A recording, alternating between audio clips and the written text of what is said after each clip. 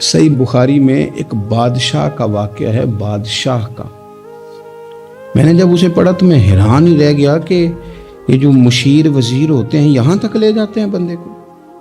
وہ ہمارے ایک وزیر صاحب نے تھوڑے دن پہلے کہا ہے، بیچارے نا خبروں میں رہنے کے لیے اس طرح کی شرارتیں کرتے ہیں۔ اس کی وجہ یہ ہوتی ہے کہ ملک کا نظام تو چلتا نہیں، پھر وہ چاہتے ہیں کچھ لوگوں کو ادھر الجھا دو تاکہ وہ اصل سے ان کی توجہ ہٹ جائے۔ انہوں نے کہا جی قائد اعظم اسلامی ملک نہیں بنانا چاہتے تھے، تو کون سا بنانا چاہتے تھے؟ پاکستان کا مطلب کیا؟ لا الہ الا اللہ محمد رسول اللہ صلی اللہ علیہ وسلم۔ میں آپ کے جواب میں صرف اتنی بات کہوں گا کہ جو پاکستان بنانے والے تھے نا، وہ آپ کی طرح کے لوگ نہیں بنانا چاہتے تھے، آپ کی طرح کے لوگوں کے حوالے نہیں کرنا چاہتے۔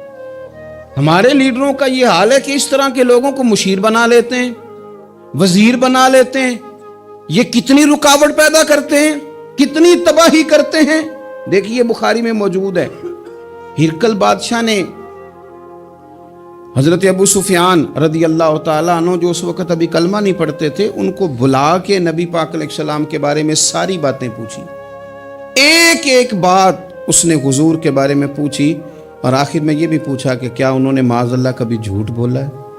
ابو سفیان کہنے لگے نہیں، قربان جاؤں، میری مخالفت اپنی جگہ پہ، لیکن وہ میرے سامنے پیدا ہوئے ہیں، 40 سال کی عمر میں اعلان نبوت کیا ہے، ان کی گود میں بیٹیاں کھیلتے میں نے دیکھی ہیں، ان کے مقدس بال سفید ہوئے ہیں، محبوب نے جب بھی بولا حق اور سچی بولا ہے۔ اس کی نا طبیعت میں دین اتر گیا بادشاہ کی۔ اس نے اس کے جواب میں بڑا خوبصورت جملہ کہا، کہنے لگا جس نے بندوں سے کبھی جھوٹ نہیں بولا، وہ یہ جھوٹ کیوں بولیں گے کہ میں اللہ کا رسول بن کے آیا۔ اس کی طبیعت تسلیم کر گئی کہ نبی پاک علیہ الصلوۃ والسلام سچے اور آخری نبی ہیں، اور اس نے اظہار بھی کیا، کہنے لگا مجھے یہ تو امید تھی کہ اللہ کے آخری محبوب علیہ السلام اپنی شانوں، عظمتوں، رفعتوں، بلندیوں سمیت تشریف لانے والے ہیں، پر یہ نہیں پتا تھا کہ وہ اہل عرب میں سے آئیں گے۔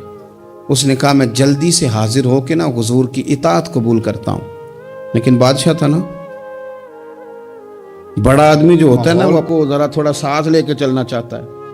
تو بادشاہ نے بھی نا اپنے جتنے اس کے وزیر مشیر تھے ان کو بلایا اور اپنے محل میں دعوت دی۔ ذرا انداز دیکھیے گا، اور خود بالا خانے کے اوپر چڑھ گیا، دروازے بند کر لیے، اور اوپر چڑھ کے نا انہیں بالا خانے سے جھانک کے کہنے لگا تمہیں بھی پتہ چل گیا، مجھے بھی پتہ چل گیا، اللہ کے آخری رسول تشریف لے آئے صلی اللہ تعالی علیہ وسلم۔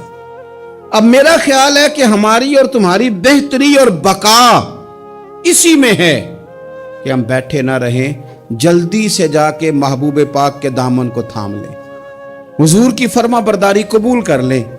اب جب بادشاہ نے یہ بات کی تو وہ جو وزیر تھے، مشیر تھے، ان کی حالت اتنی خطرناک ہو گئی کہ وہ تو دروازوں کی طرف دوڑے کہ کھولیں گے اور نوچ لیں گے بادشاہ کو۔ یہ کیا کہہ رہا ہے معاذ اللہ؟ اس قدر ان لوگوں نے اظہار کیا استغفر اللہ معاذ اللہ دین سے دوری کا۔ جب بادشاہ نے یہ کیفیت دیکھی نا، اوہو، بندے دیکھ کے رب رسول سے دور رہ گیا۔ کہنے لگا نہیں نہیں بھائی، نہیں، میں تو صرف تمہیں آزما ہی رہا تھا کہ تم اپنے دین کے ساتھ کتنے پختہ ہو۔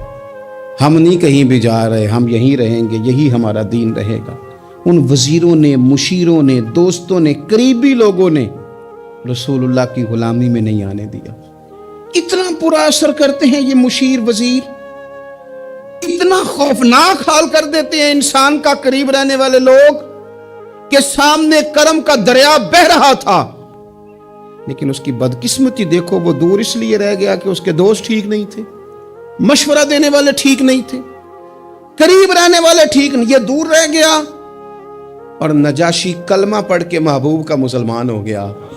اور حضرت عائشہ صدیقہ فرمایا کرتی تھی نجاشی وہ خوش قسمت مسلمان ہے کہ جب وہ دنیا سے گیا تو اس کی قبر سے بھی نور نکلا کرتا تھا۔ اس نے نہیں بادشاہ دیکھی، غلامی کی رسول کریم، اور اس نے اپنے مشیروں پر لوگ تو یہاں تک بری صحبت اثر کرے گی کہ وہ دین سے دور لے جائے گی۔ اور ایک تو ہے دین کے قریب آنا۔ یہ جو بات آخر میں کرنے لگا ہوں نا، یہ زیادہ توجہ طلب ہے۔